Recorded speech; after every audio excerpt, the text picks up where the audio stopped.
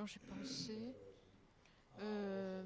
comme motivation, dont j'ai pensé à parler de la motivation pour l'initiation, pour la préparation à l'initiation, mais aussi donc pour qu'on apprenne à méditer sur le sens de la prière de refuge, Sangye Chedang. Donc pour les personnes qui prennent l'initiation, c'est la motivation pour l'initiation. Et en général, que vous la preniez ou pas, c'est pour vous apprendre à comment méditer sur le refuge et la bodhicitta. Donc pour commencer,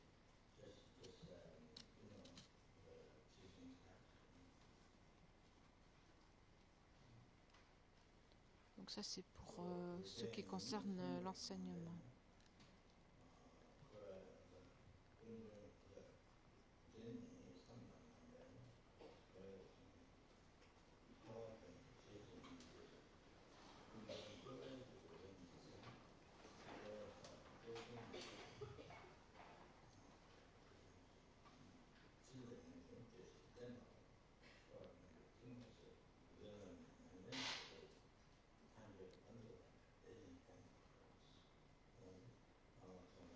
Donc Lama Tsongkhapa a dit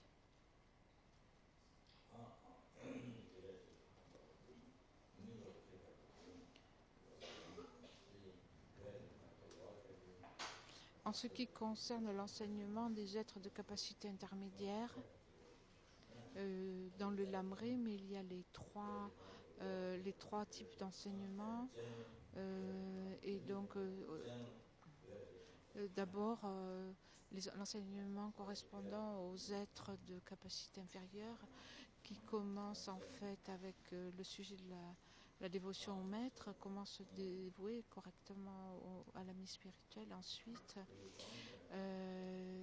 Ensuite, donc c'est les enseignements des êtres de capacité inférieure, puis des êtres de capacité intermédiaire, ensuite des êtres de capacité de supérieure.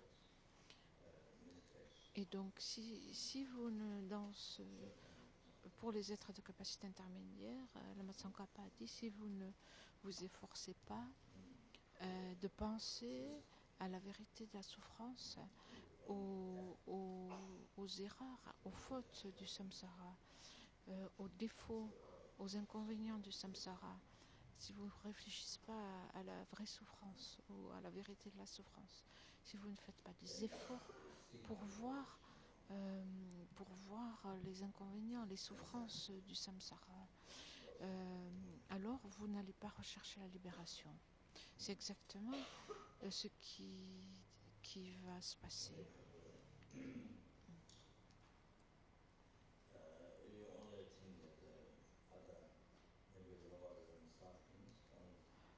Peut-être qu'on ne pense qu'à se libérer des souffrances des mondes inférieurs, mais on ne pense pas à se libérer des renaissances en tant que Dieu ou humain. Le samsara, l'existence cyclique,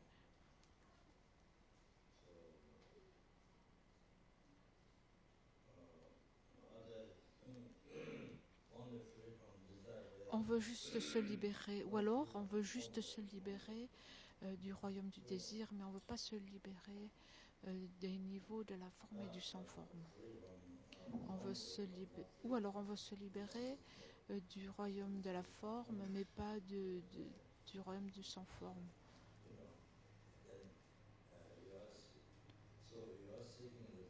Vous cherchez la libération, mais cette libération, elle est partielle.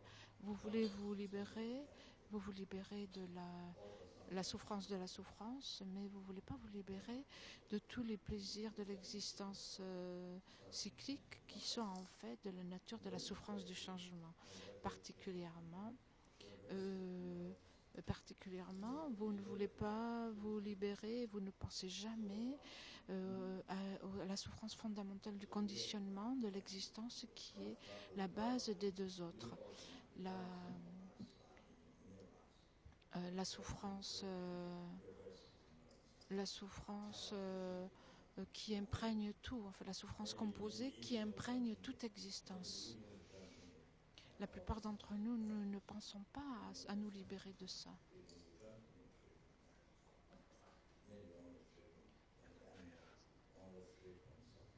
Et donc peut-être nous ne pensons pas à nous libérer des plaisirs du samsara qui sont de la nature, seulement de la nature de la souffrance, du changement. Mais comme les animaux, nous pensons simplement à nous libérer de la souffrance, de la douleur.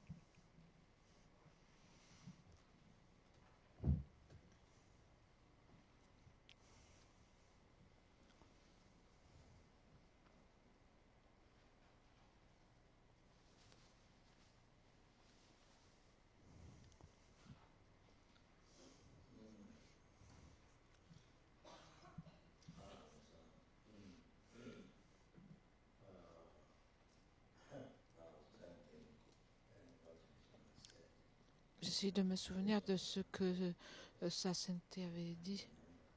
Une citation, j'essaie de m'en souvenir. Mais j'arrive pas, je ne me souviens pas. Une citation en fait de Panchen Losang Chökyi Khyentse.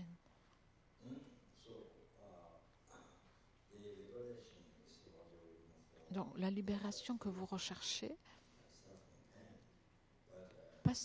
c'est pas simplement la libération de la souffrance, mais aussi de la souffrance du changement.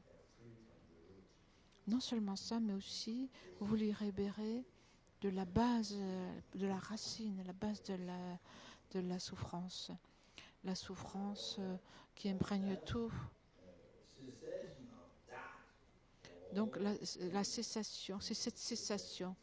Si vous cessez ce niveau, automatiquement ça va faire stopper les deux autres. C'est ça qu'il faut réaliser. C'est là qu'est la véritable libération. Le nirvana, lorsqu'on arrive à se libérer de la souffrance composée qui imprègne tout.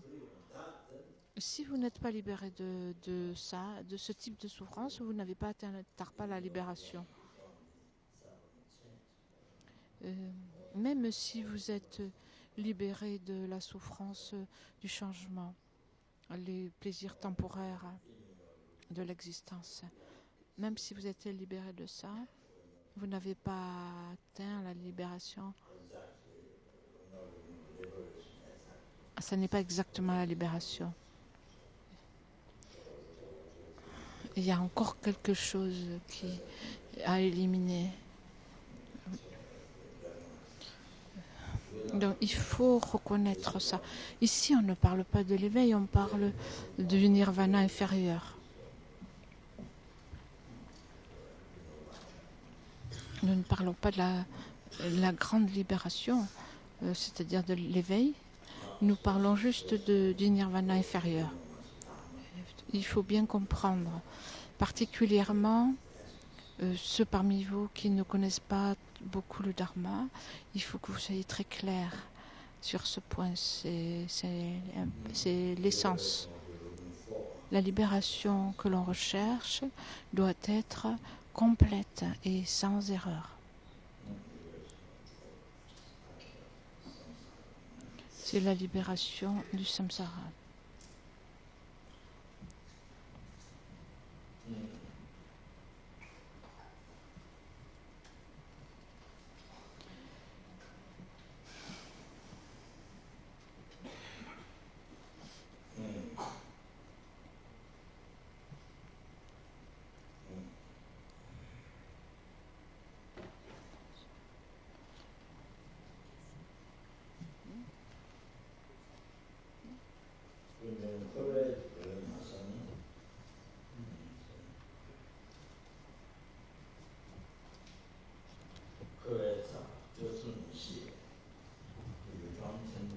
Donc,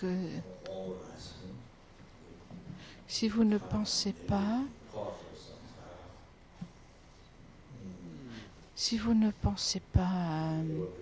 à la cause du samsara, c'est-à-dire le karma et les perturbations, et à l'évolution en fait de comment ça donne le samsara. Si vous ne connaissez pas ça, vous ne saurez pas comment couper la cause et comment vous libérer de la souffrance. Il faut, donc pour se libérer de la souffrance, il faut se libérer de la cause, pas à l'extérieur, mais à l'intérieur, dans votre propre esprit. La cause de la souffrance de la souffrance du changement, la souffrance du conditionnement qui imprègne tout. Il faut connaître ce qui doit être coupé, ce qui doit être éradiqué, éliminé et comment l'éliminer.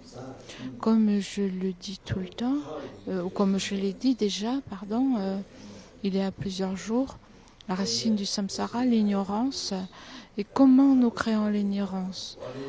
Donc fondamentalement, ce que j'ai introduit, ce dont j'ai parlé, c'est que nous créons l'ignorance, cette ignorance dont j'ai parlé,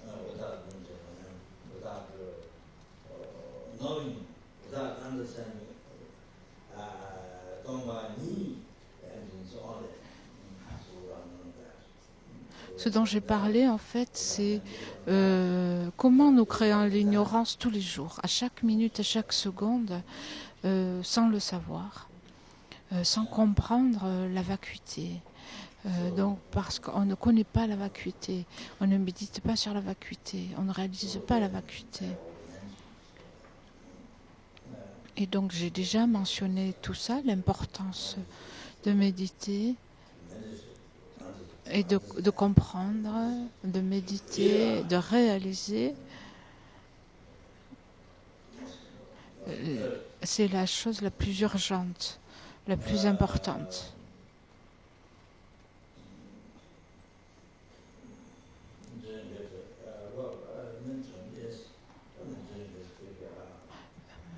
Donc, j'ai mentionné plusieurs façons de méditer. Donc, je n'ai pas vraiment mentionné les différentes façons de méditer sur la vacuité, mais ce dont j'ai parlé, j'en ai parlé ailleurs.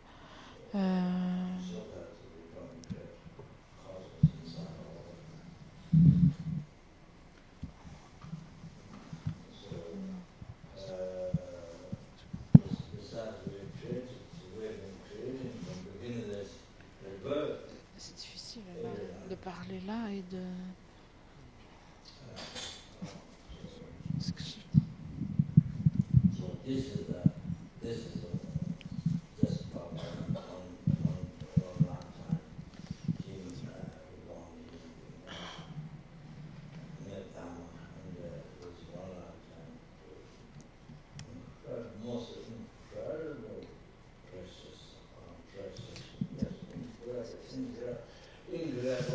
Donc, il faut regarder dans la vie quotidienne ce qui se passe pour éviter, d'éviter la cause du samsara tout le temps. Donc, à part cela, nous avons créé cette cause depuis des temps, des vies sans commencement dans chaque vie. Et c'est Juste cette fois, nous sommes nés en tant qu'êtres humains, nous avons rencontré le Dharma. Et cette fois, juste pour une fois, en fait, c'est quelque chose d'incroyable. Incroyable, c'est quelque chose de très précieux. Et il faut donc créer les mérites et en profiter pour purifier, développer la dévotion au maître et recevoir les bénédictions du maître pour recevoir cette réalisation. Je pense à Rinpoche par la réalisation de la vacuité grâce aux bénédictions du maître. Les bénédictions du maître qui viennent de la dévotion au maître. Et pourquoi vous avez besoin de ça? Vous avez besoin de la dévotion et des bénédictions du maître. Les gens qui ont l'expérience, ils savent par leur propre expérience. Ça leur a été prouvé par leur propre expérience que pour avoir des réalisations, cela dépend du fait d'avoir reçu les bénédictions du maître. Ça, c'est prouvé. C'est prouvé que les bénédictions viennent de la dévotion. Et les gens qui ont eu cette expérience le savent. Pour eux, c'est prouvé par leur propre expérience. Mais ceux qui ne méditent pas sur la dévotion au maître, qui pensent que ça vient c'est juste une histoire de lama tibétain, ils ne savent pas, ils n'ont pas l'expérience et donc ils pensent que c'est juste une grande erreur des lamas. Ça veut dire en fait que le Vajradhara s'est trompé, les sutras et les tantras se sont trompés, et les yogis et les grands pandits se sont trompés, et que en fait ces personnes pensent qu'ils sont meilleurs que tous ces yogis, tous ces pandits. Tout ça, tout simplement parce qu'ils ont fait cette expérience et ils pensent que c'est juste un trip des lamas tibétains. J'ai entendu ça de certains moines, en fait, certains de nos moines qui ne comprennent pas la dévotion au maître. Un moine, pardon. Il a dit qu'il n'y croit pas. Il y a aussi c'est connu ça en Amérique, aux États-Unis, il y a des laïcs qui enseignent le bouddhisme. Et je ne sais pas, je ne les ai jamais rencontrés, mais j'ai entendu dire que ceux qu'ils disent, ils ont dit ça en fait. Ils ont dit que c'était juste une histoire de lama tibétain. Et il y en a aussi qui étaient moines et qui ont rendu leurs vœux. Et des étudiants, des ex-moines, ils parlent comme ça. C'est des personnes qui sont assez érudites, qui sont très éduquées, mais maintenant ils sont assez contradictoires. Ils connaissent le tibétain, mais ils s'opposent complètement au bouddhisme tibétain. Ils n'acceptent pas le lamrim, ils n'acceptent pas les choses de base.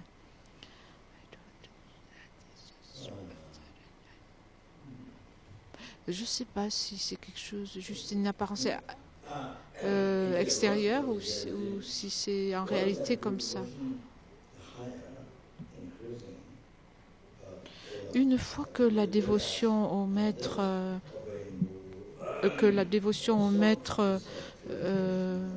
croît, se développe, et qu'on a une pratique intense de la dévotion au maître, donc on obéit au maître. Et donc si on s'engage dans des pratiques de purification et d'accumulation de mérite, en pratiquant par exemple les 35 Bouddhas et toutes ces choses-là,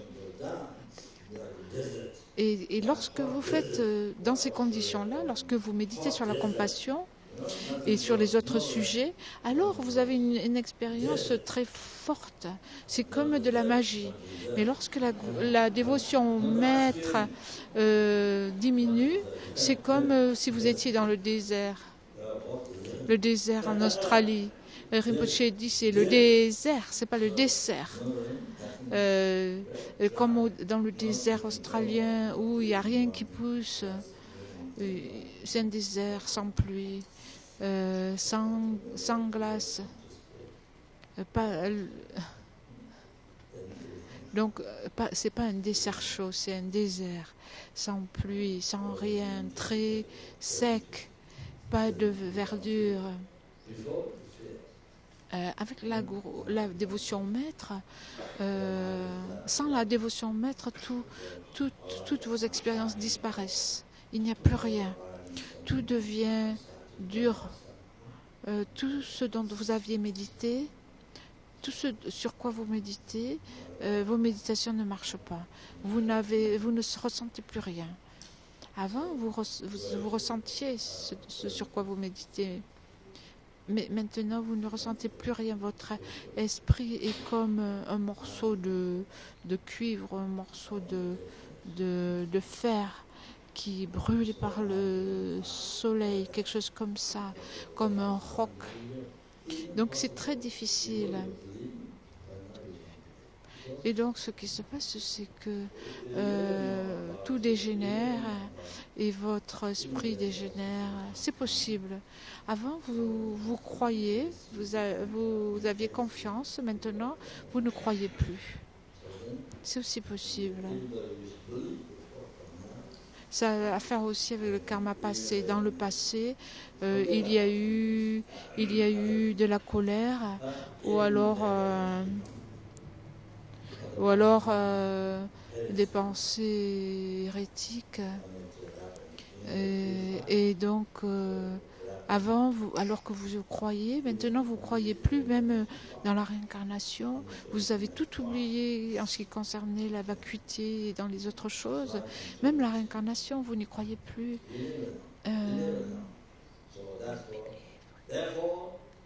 Vous ne savez jamais lorsque le karma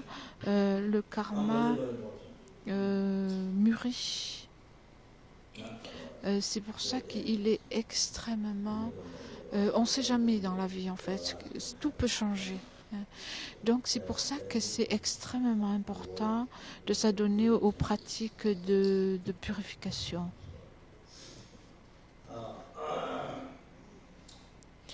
Sinon c'est très dangereux, vous savez pas ce qui peut se passer. Il y a beaucoup de gens dans le monde qui avaient certaines croyances et ensuite ils changent complètement. Maintenant vous croyez, mais c'est pas forcément pour votre vie, toute votre vie. Si vous avez du bon karma, lorsque votre bon karma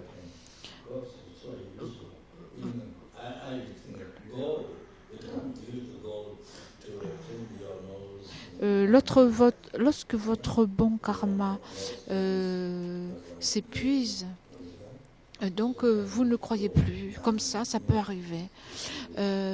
Quelquefois, votre vie devient comme, je ne sais pas, d'habitude je dis le papier, les mouchoirs par exemple, ou le papier toilette, ou le papier toilette. Voilà, c'est tellement utile. Normalement, on pense l'or. L'or, c'est très utile, c'est très précieux. Mais en fait, l'or, vous pouvez pas vous en servir pour vous moucher. Vous pouvez pas non plus utiliser de l'or ou des diamants aux toilettes pour vous essuyer. En fait, le papier toilette, c'est extrêmement utile pour se nettoyer aux toilettes, pour s'essuyer ou pour se moucher, pour essuyer tout ce qui coule, dit Rinpoche. Dans le livre comment c'est en français, When the Chocolate Runs Out,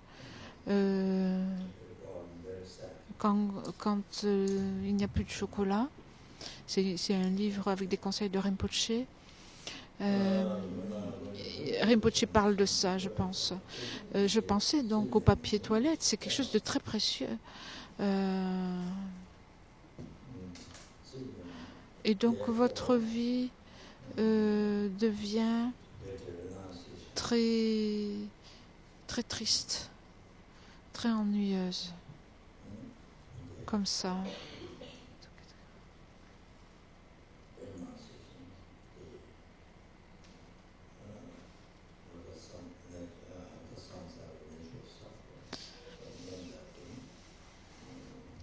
Et donc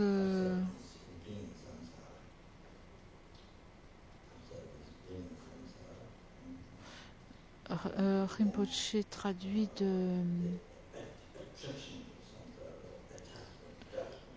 Rinpoche traduit du tibétain.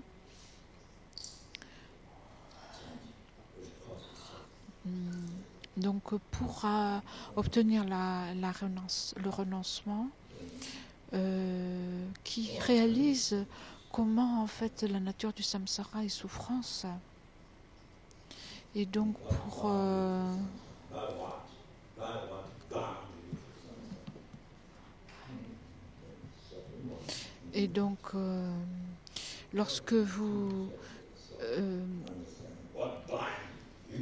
lorsque vous comprenez que le samsara est souffrance, donc vous supportez plus d'être dans le samsara. Et donc l'attraction au samsara, l'attachement, la saisie, tout ce qui cause la souffrance, tout ça, ça change.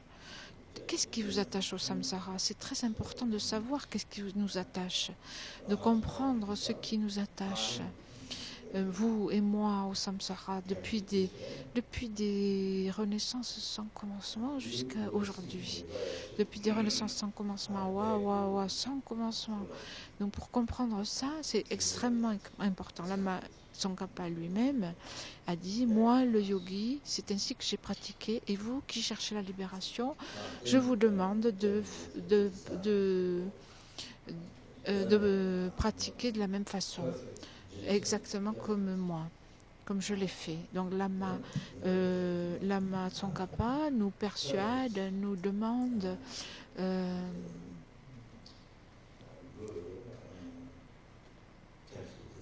et donc dans la version de la prière qui est écrite par Lama Tsongkhapa, Lama Tsongkhapa dit, je vous enjoins de pratiquer de cette façon-là, mais ensuite les disciples qui ont recopié la prière de Lama Tsongkhapa, ensuite ils ont écrit en disant, le vénérable Lama a pratiqué de cette façon-là, et nous devons pratiquer de la même façon. Nous qui cherchons la libération, donc nous devons nous efforcer de pratiquer comme Lama Tsongkhapa, comme d'après ses enseignements, c'est-à-dire d'engendrer le renoncement au samsara et tout ce qui est mentionné dans ses enseignements.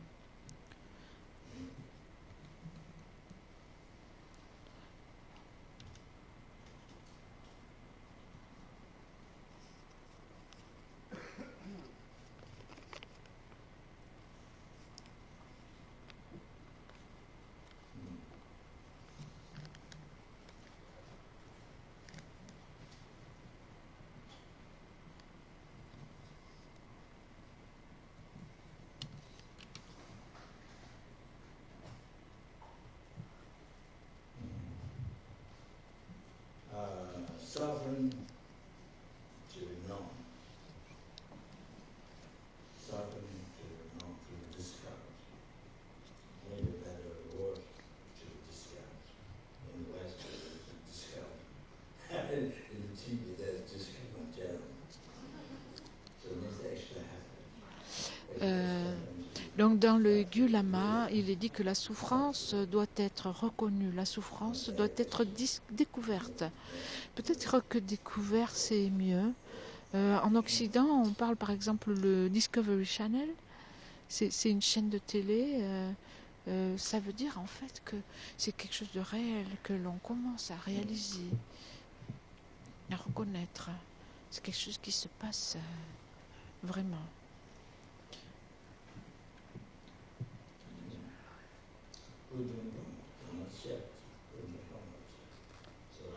Donc ensuite on parle de l'origine de la souffrance, le karma et les perturbations, d'où viennent toutes les souffrances. Et cela est abandonné. Donc la source ou l'origine, c'est le karma et les perturbations. Donc ça doit être abandonné. C'est ça qu'il faut abandonner. Et la cessation.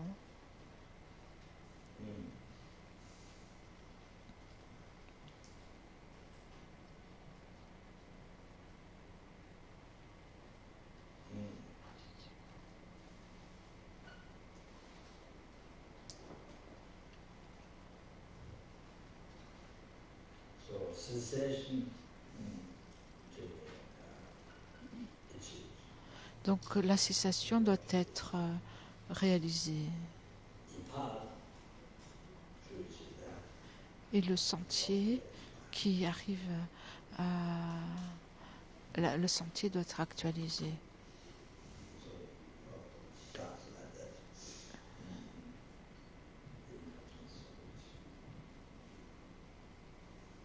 So Et donc ça commence comme ça, so ce texte.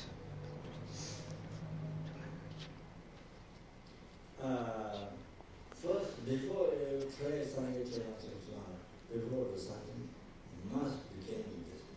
Donc,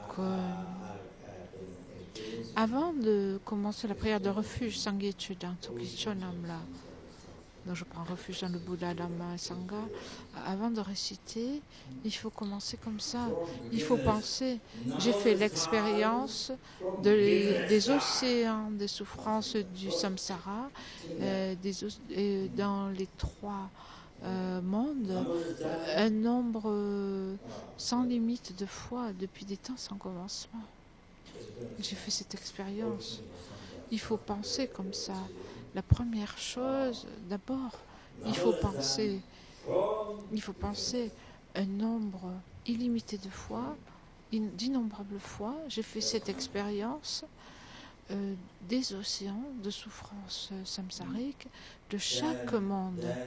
Un nombre illimité de fois depuis des vies sans commencement. C'est ça qu'il faut penser d'abord. Il faut faire attention à ça. Vous savez, la pratique du dharma, c'est la chose la plus importante dans votre vie. C'est plus important que l'argent. C'est plus important que votre travail. Un travail et l'argent, ça vient du dharma. Ce que les gens pensent dans le monde, la chose la plus importante dans la vie, c'est l'argent et le travail. Avoir un métier, avoir un boulot, avoir un emploi. C'est la chose la plus importante. Ce que les gens apprennent, la science, toute l'éducation qu'ils reçoivent à l'université, les gens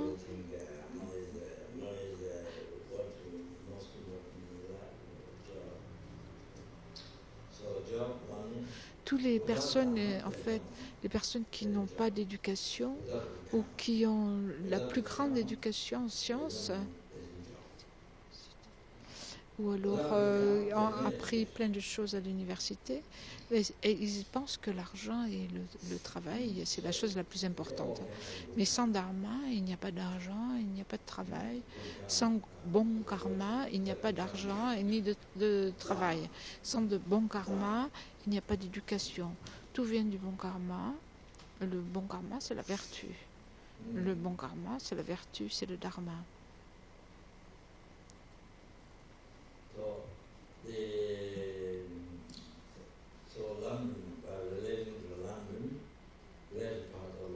Et donc, en reliant cela au Lamrim,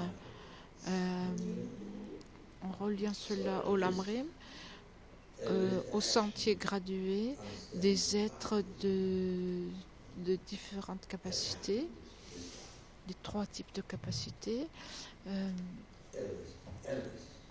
au moins, il faut que notre action soit soutenue, notre action ne soit pas entachée par l'attachement de cette vie. Ça, c'est le minimum. C'est le minimum requis pour qu'une action devienne dharma. En général, quand on parle du dharma, Geshe-Sopa Rinpoche m'expliquait, en fait, le dharma, c'est ce qui qui nous empêche de tomber dans les royaumes inférieurs. C'est ça le dharma. lorsque Geshe Sopa m'a donné des enseignements sur le Lamrim ou qui m'a donné des transmissions orales, c'est ce qu'il expliquait.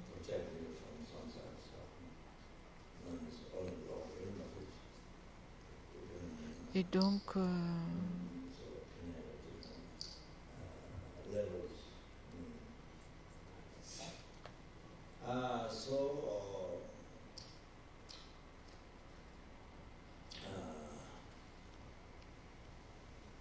et donc cela peut nous protéger des souffrances du samsara. Pas simplement, donc le dharma, pas simplement des royaumes inférieurs. Ça peut avoir différents niveaux on peut avoir ici différents niveaux de signification. Les Geshe Gadampa ont mentionné que votre action du corps, de la parole et de l'esprit est le remède aux perturbations, c'est le remède à vos perturbations.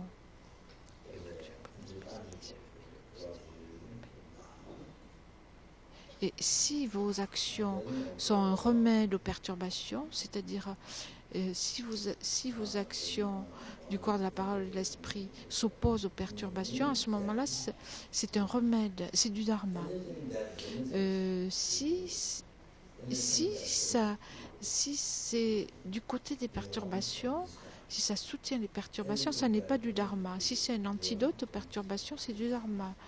Et une autre définition du dharma, c'est tout ce qui vous est bénéfique, tout ce qui vous est bénéfique au-delà de cette vie, tout ce qui est bon au-delà de cette vie, c'est le dharma. Ce qui amène le bonheur, qui cause le bonheur des vies futures.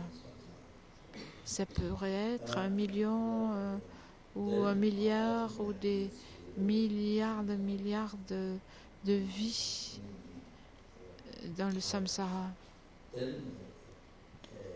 Et le bonheur ultime, la libération du samsara. Et donc le dharma, c'est ce qui amène le bonheur, donc des vies futures, et donc plus haut que ça, la libération du samsara, et même la libération même du nirvana inférieur, et qui vous permet en fait de réaliser, d'atteindre le grand nirvana, sangye, la cessation totale de tous les obscurcissements, et l'achèvement de toutes les réalisations, le bonheur sans pareil. Et si c'est la cause de ce bonheur, ça c'est du dharma. Ça inclut les bienfaits. Et donc ça inclut tous les bienfaits en fait, tous les bienfaits que vous pouvez recevoir jusqu'à l'éveil. Et ça c'est le sentier. Et ça c'est le dharma. Tous les bonheurs et les succès que vous avez dans cette vie viennent du karma, du bon karma passé. Pas forcément dans la vie passée, mais même de ce matin ou d'hier.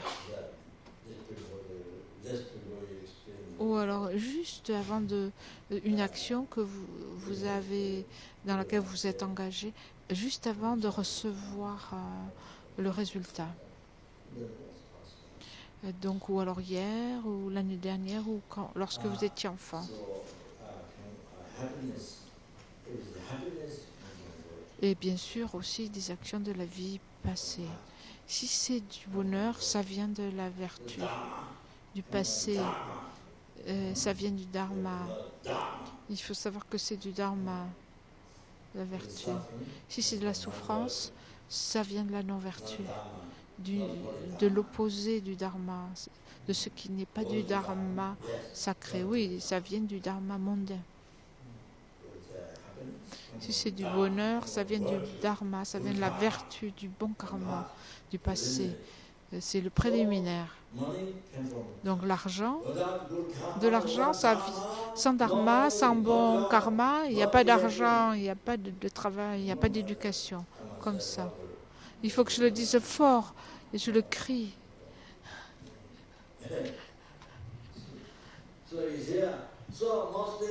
Donc la chose la plus importante, c'est le dharma.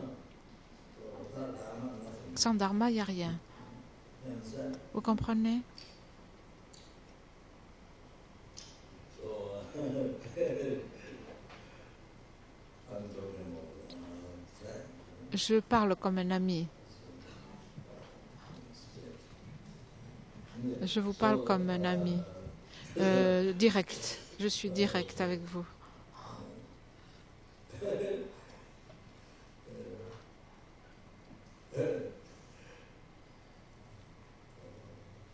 Oh yeah. So, and then experience the oceans of suffering of Et donc l'expérience des océans de souffrance de chaque royaume, un nombre illimité de fois depuis des renaissances sans commencement.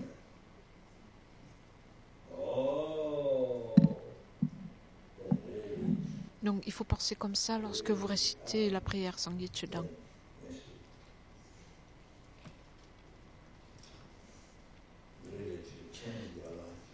Et donc si vous pensez à ça,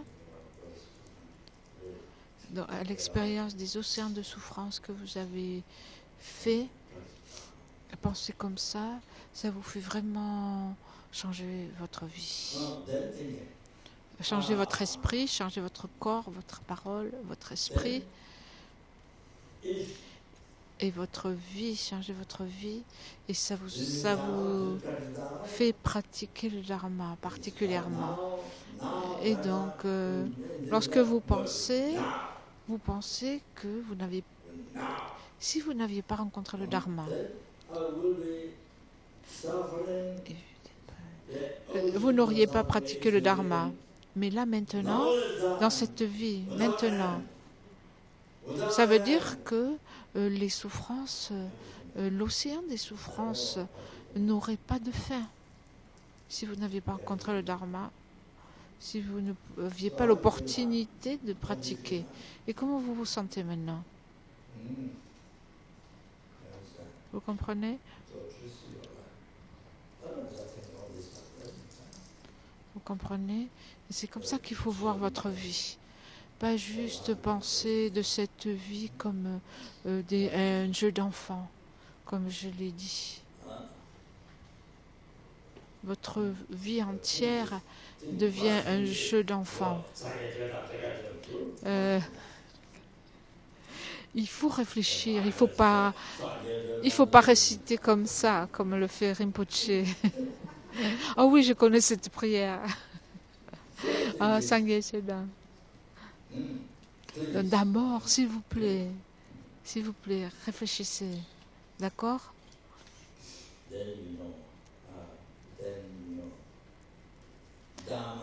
Et alors, vous connaissez, vous allez réaliser comment le dharma, c'est la chose la plus importante dans votre vie. Vous allez savoir réaliser que le dharma, c'est très important, la chose la plus importante qui existe. Sinon, c'est comme un jeu d'enfant, comme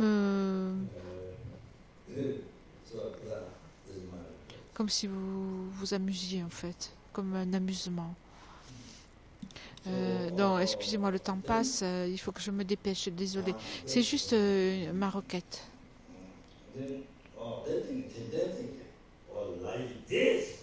Et ensuite, pensez comme ça.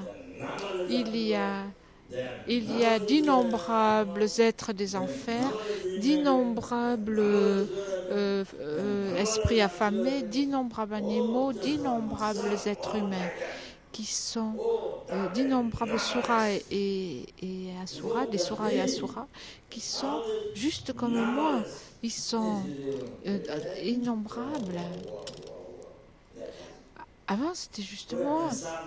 Maintenant, c'est des êtres sans nombre, en fait, en nombre illimité, qui ont souffert depuis des vies sans commencement, et dans les 3 royaumes, et qui ont fait l'expérience depuis des vies sans commencement, et qui vont aussi continuer à faire cette expérience sans fin.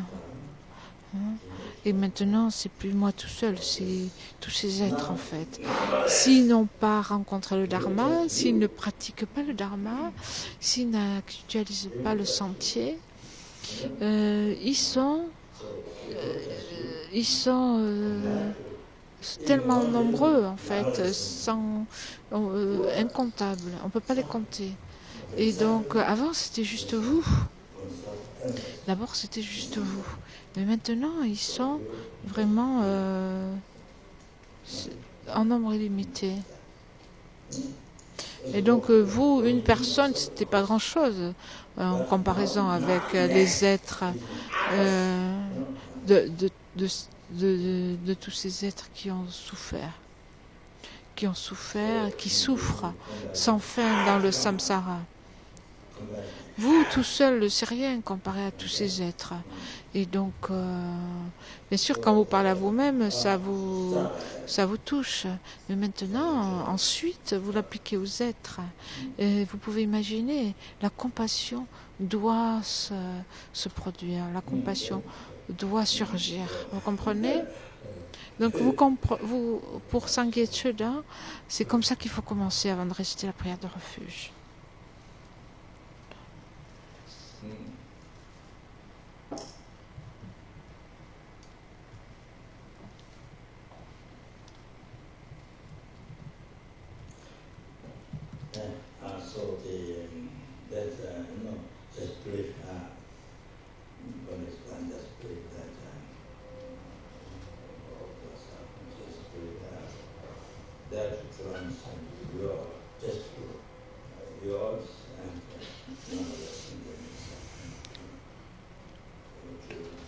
Donc je vais expliquer en résumé, je vais juste énumérer les souffrances en résumé, en bref, les vôtres et celles de tous les êtres innombrables.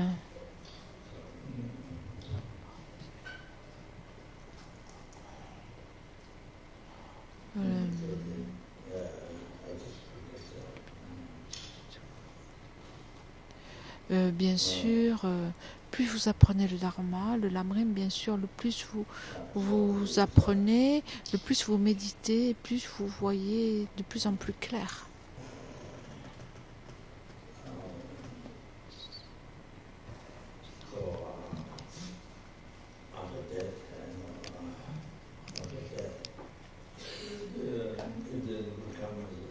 Donc après la mort, si le bon karma est plus fort,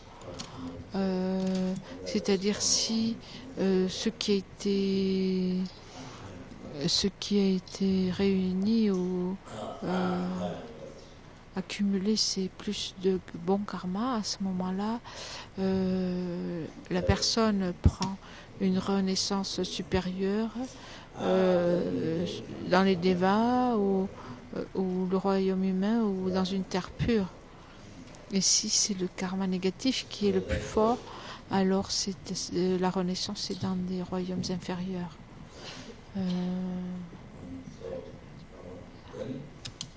Donc le résultat de maturation, c'est ça, c'est une renaissance inférieure. Et il n'y a pas de troisième direction.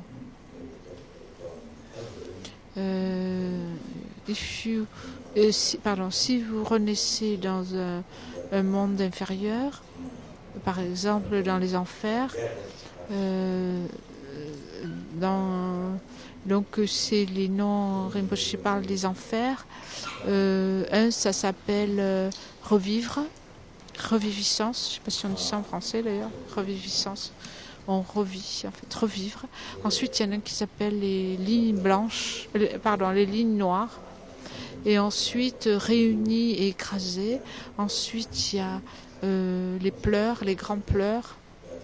Dans l'enfer des lignes noires, c'est comme un charpentier qui fait des lignes noires sur le bois et pour le couper. Et votre corps est coupé d'après des lignes. Et c'est une telle souffrance physique, c'est une souffrance insupportable. Ça, c'est un des grands enfers. Ensuite, dans l'enfer qui s'appelle les pleurs, les animaux et les gens que vous avez tués, dans le royaume des enfers, leurs têtes apparaissent comme des montagnes et vous écrasent. Vous êtes écrasés entre ces montagnes qui ont en fait la forme des animaux et des personnes que vous avez tuées. Ou même les insectes, les poux que vous avez tués, ils apparaissent sous forme de montagnes. Et donc votre sang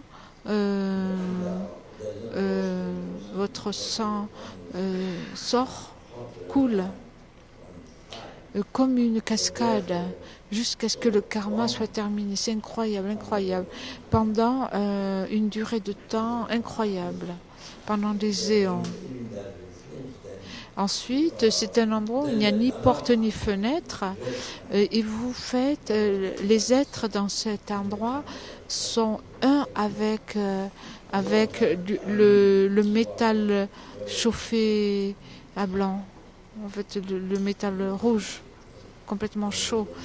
Vous faites un avec le feu et vous y restez pendant longtemps, très longtemps, jusqu'à ce que le karma se termine. Ensuite, même quand le karma se termine, il y a encore un autre enfer juste à la sortie, c'est celui des grands pleurs. Donc d'abord le karma, d'abord vous faites le karma de l'un et ensuite de l'autre. Il n'y a pas moyen de s'échapper. Ensuite, il y a l'enfer de la chaleur et de la grande chaleur. Il y a toutes sortes de choses. On vous fait bouillir dans un océan ou dans un lac. On vous fait cuire. C'est incroyablement chaud. Et ensuite, votre chair est cuite et séparée en fait. Et les gardiens karmiques, les gardiens qui sont une apparence karmique, ils tournent comme pour faire de la soupe avec des ustensiles. Et quand vous sortez en fait, vous retrouvez votre intégrité de votre corps. C'est comme votre corps se remet en place. Et dans la grande chaleur, il y a différents types de souffrances, tout type de souffrance. C'est comme si vous êtes attaché, si vous êtes un avec le métal brûlant, un avec le feu, votre corps est attaché, c'est des souffrances incroyables. C'est comme en Inde, le sucre brun, on le presse dans une machine, ou quand on presse des pâtes, ça doit être la canne à sucre en fait que l'on presse. Et donc pour faire du jus, c'est incroyable. Ça vient du karma négatif, c'est le résultat du karma négatif. Et de toute façon, on vous torture en fait. C'est une souffrance incroyable. Et imaginez en tant qu'humain si on vous mettait dans une machine comme ça. Et donc, si on vous mettait dans une machine comme ça, dans le royaume des enfers, en fait, les souffrances sont 1 million de fois plus grandes. La souffrance de la souffrance, la douleur. Donc, ensuite, dans un royaume qui s'appelle les souffrances insupportables, dans cet enfer-là, vous devenez comme une bûche de bois qui est une avec le feu. Vous ne pouvez pas dire si c'est... Vous reconnaissez pas un être dans ce que vous voyez. C'est simplement le son, les cris d'horreur. C'est à cela que l'on reconnaît qu'il y a un être. Et donc... Et si votre karma n'est pas terminé, lorsque vous sortez des enfers, vous renaissez dans des enfers d'un autre univers. Et jusqu'à ce que le karma se termine. Donc ça, c'est des enfers les plus lourds, les plus terribles. Et donc, je vous ai juste donné une description en résumé. Il y a aussi les six enfers de souffrance que l'on appelle environnants. Les enfers environnants, c'est notre catégorie d'enfer. Et vous grimpez à un arbre et vous voyez vos bien-aimés, les êtres que vous aimez, qui sont au sommet de l'arbre et qui vous appellent. Et lorsque vous montez à l'arbre pour les retrouver, les branches de l'arbre deviennent des lames tranchantes et vous coupent comme des épines, comme des lames. Et ça devient une souffrance, ça donne une souffrance incroyable, incroyable. Et ensuite, il y a des chiens en fer et des chiens qui viennent vous manger. Et en même temps, vous souffrez de façon incroyable. Vos yeux, il y a des oiseaux de fer qui viennent et qui vous arrachent les yeux. Ah, ma mémoire n'est pas très bonne. Quelquefois, je ne me souviens pas bien. Ensuite, il y a un sol qui est couvert d'épées. Et lorsque vous descendez, en fait, vous marchez sur ce sol.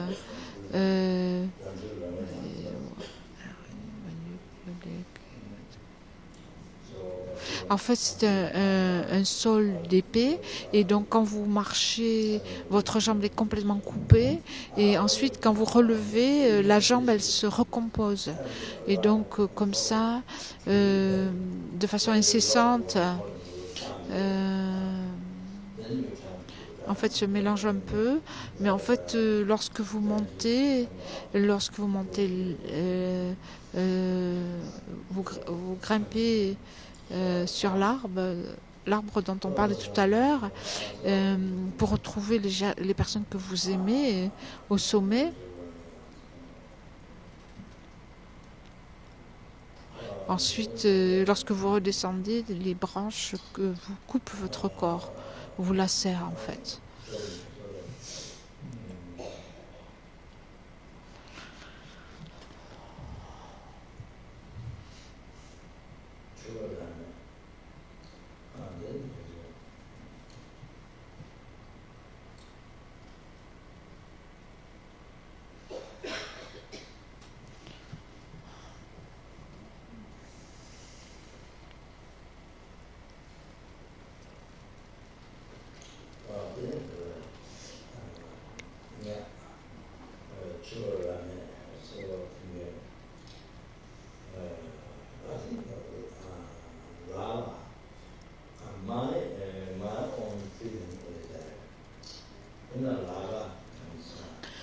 Ensuite, je pense que c'est de la lave. J'ai vu à la télévision, il y a des montagnes comme ça, très grandes. Et la lave sort du centre, en fait, dessous la terre. Elle monte comme un volcan. Et elle est projetée en l'air, très haut. La montagne se remplit et ensuite la lave est éjectée.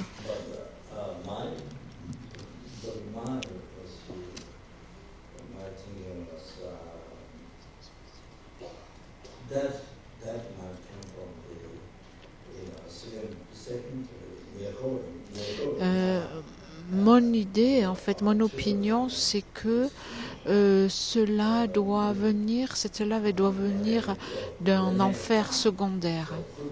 Ça s'appelle Shuorame, quelque chose qui est extrêmement chaud.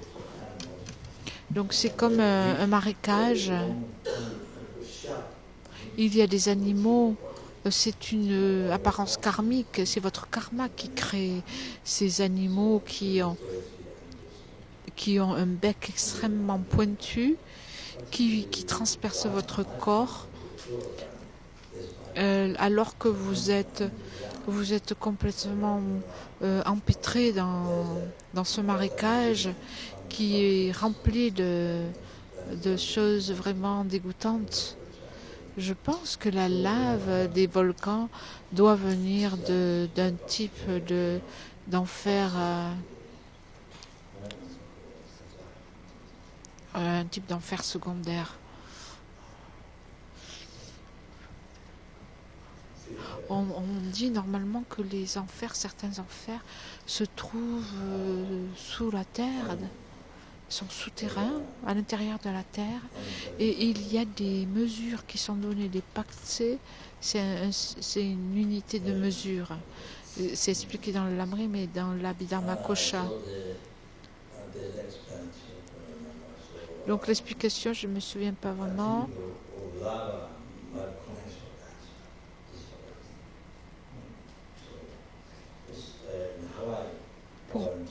Pour moi, la lave des volcans a à faire avec ces enfers. Donc, lorsque je suis allée à Hawaï, 2 fois. Et là, il y avait un centre. Et en fait, la lave sortait de la montagne. C'était tellement chaud. Même les rochers fondaient sous la lave. Donc, ça n'est pas un des enfers principaux. Ici, ça doit être un enfer comme Shurame, un enfer secondaire. C'est mon idée.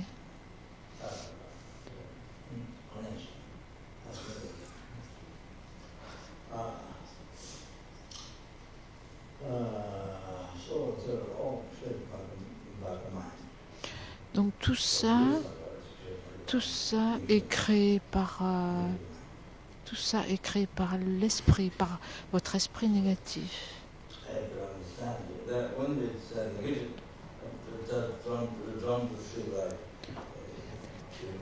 Il faut comprendre que ça vient de votre esprit négatif. Lorsqu'on parle de ce qui est négatif, en fait, on n'a pas peur de ce qui est négatif. Mais on a peur quand on parle des résultats. Quand on parle des résultats de ces actions négatives, c'est là que ça devient extrêmement effrayant. Lorsqu'on pense aux résultats. Donc les enfers ordinaires,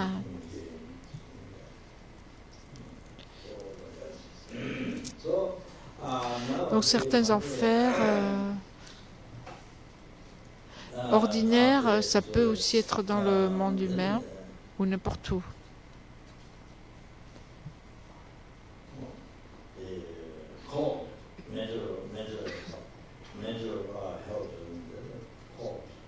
Ensuite, il y a les 8 enfers froids.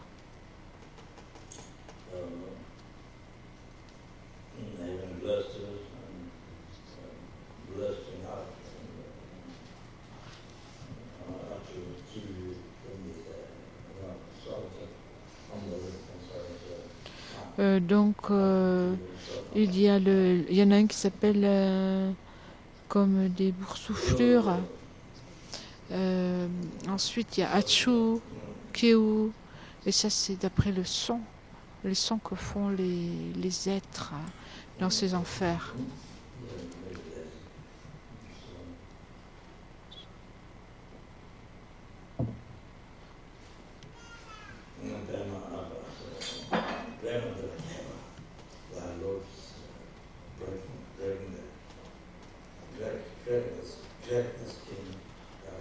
Il y a aussi un qui s'appelle il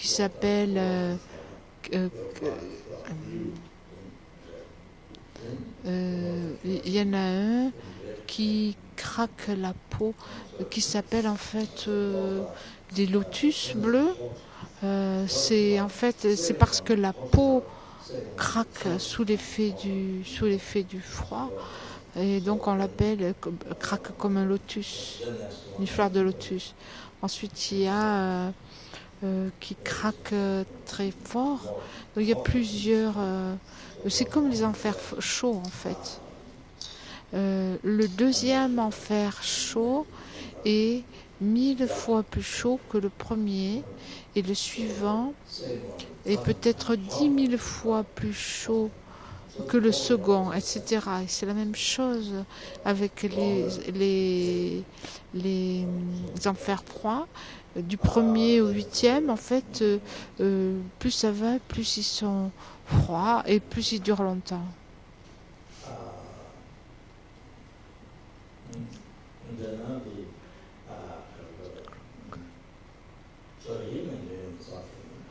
Les enfers des humains, des êtres humains. Il y a la souffrance de la naissance. Dans le Lamrim Tiamo, il est expliqué, on explique 5 types de souffrance des humains.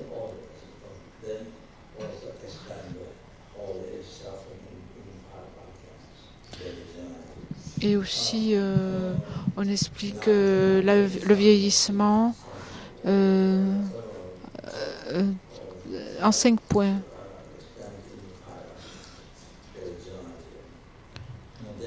Il y a la souffrance de la maladie, la souffrance de la mort, et chacun a été expliqué en 5 points. Et ensuite, il y a la souffrance de rencontrer ce qu'on ne désire pas, et la souffrance de se séparer de ce que l'on désire. La plus grande souffrance, c'est l'insatisfaction. Des millions et des milliards, les personnes qui ont des millions, des milliards, des milliards de dollars, ils ont de l'argent pour vivre pendant plusieurs vies. Ils ont de quoi vivre pendant plusieurs vies.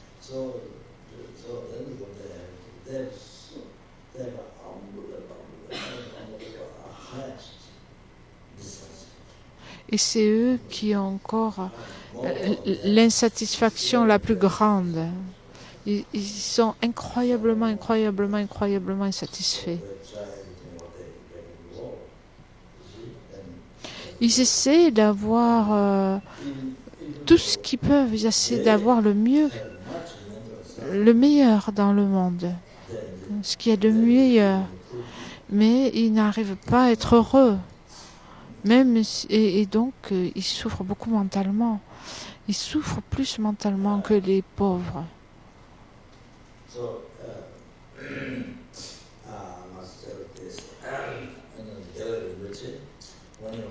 Moi-même, je dois dire que quand Gelek Rinpoche était à Delhi, et à Tushita Delhi qu'il enseignait, il a parlé du lamrim et du renoncement. Il a dit les travailleurs, les personnes pauvres, les travailleurs qui travaillent sur la route, ils transportent des briques, ils travaillent sous le soleil. Et d'un autre côté, vous voyez les riches qui sont dans leur maison, ils assis sur leur canapé avec leur ventilateur, et ils sont tellement riches.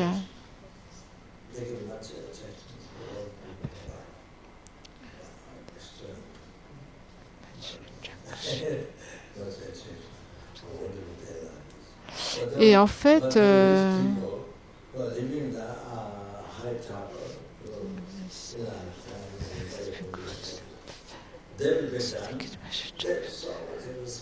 et donc extérieurement, on est attiré par ce genre de vie.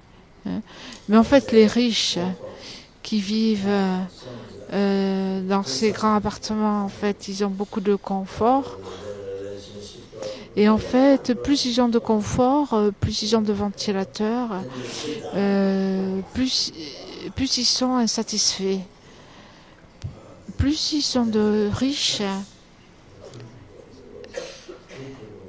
et en fait, toute cette richesse ne leur apporte pas le bonheur. Ils ont tellement de problèmes, des problèmes de relations, et en fait, ils regardent les travailleurs qui travaillent dans la rue et ils les envient presque en se disant que ces personnes n'ont pas de responsabilité. Et en fait, ils en viennent presque à les envier, en se disant que les gens qui travaillent sur la route, ils n'ont rien et ils n'ont pas à se faire de soucis. Et ils n'ont pas de responsabilité. C'est comme ça dans le monde. Les pauvres envient les riches et les riches envient les pauvres.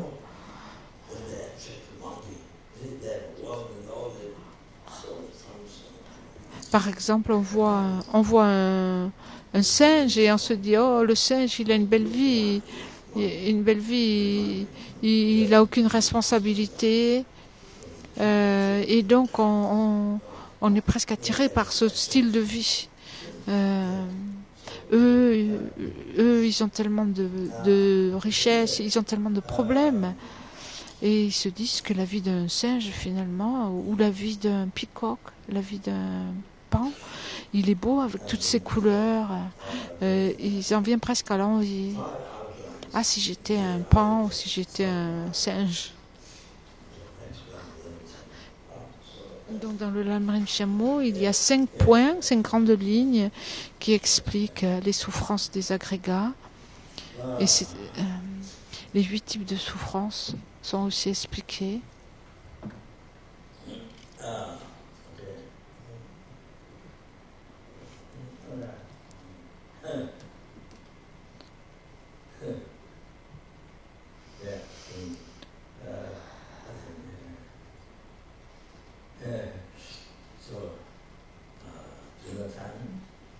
Donc c'est l'heure du dîner.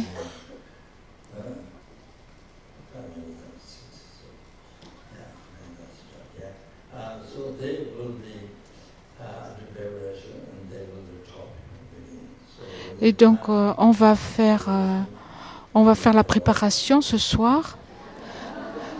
Et donc on va aussi, je vais parler au début, je vais enseigner au début. Et quand on arrive à la préparation, je vous réveille. Je vous réveille pour la préparation. On va jouer du tambour pour vous réveiller, pour vous dire ça y est, ça commence. Mais je parlerai ce soir. J'ai pas fini d'expliquer quand même. J'ai pas terminé. Jorim poche ma kepa nam kegushi kepa nyampa me pa yangone gonde pewa sho.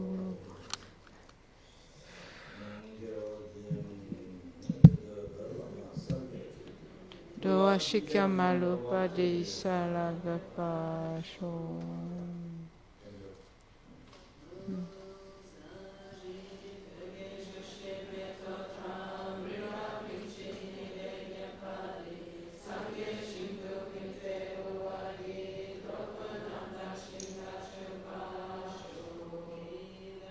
Guru Rana Mandala Kamniyatayami.